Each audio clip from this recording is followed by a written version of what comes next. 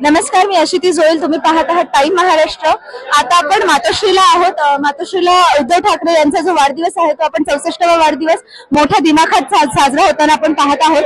हा त्यांचा 64वा वाढदिवस आहे. महाविकास आघाडीत ठाकरेंचं जे महत्वाचं स्थान आहे तर ते स्थान आजही कायम आहे. हे आपण त्यांच्या कार्यकर्त्यांच्या येण्यावरून तुम्ही पाहू शकता आहात. त्यांच्या भेटीसाठी जी रांग लागलेली आहे तर ती रांग तुम्ही पाहू शकता आहात किती मोठी आहे.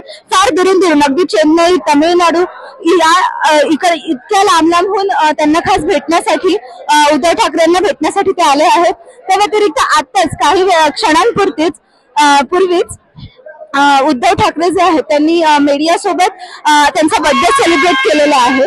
त्या व्यतिरिक्त तुम्ही त्यांच्यासाठीचा जो उत्साह आहे तो तुम्ही आता बॅकग्राऊंडच्या म्युझिकवरून नक्कीच समजू शकता आहात.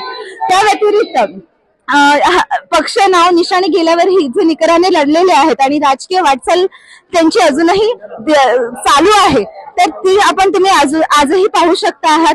राज्यभरात लागलेले होर्डिंग्स, त्याच्यासाठी त्यांच्या बर्थडेच्या दिवशी बरेच सामाजिक उपक्रम राबवले जातात तर तेही तुम्ही पाहू शकता आहात. त्या व्यतिरिक्त विधान परिषदेत त्यांना मिळालेलं जे यश आहे त्याआधी मुंबई पदवीधर मतदारसंघ आहे, शिक्षक मतदारसंघ आहे. तर याच्यात जे त्यांचं मुंबईतलं जे प्रभुत्व जे आहे ते स्पष्ट झालेलं आहे आणि आता आपण तेच पाहू शकता आहात.